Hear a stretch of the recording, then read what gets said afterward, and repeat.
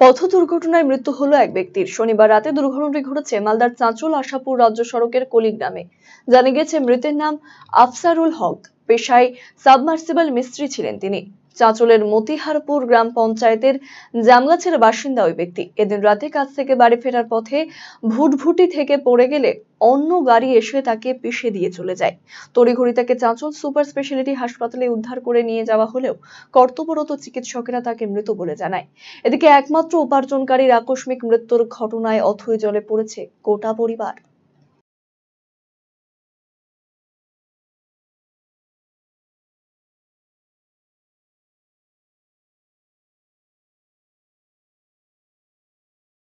ওই রাস্তা দিয়ে যাচ্ছিল একটা গাড়িতে চড়ে, কোনো গাড়ি এসে মেরে দিয়েছে, মেরে চলে গেছে।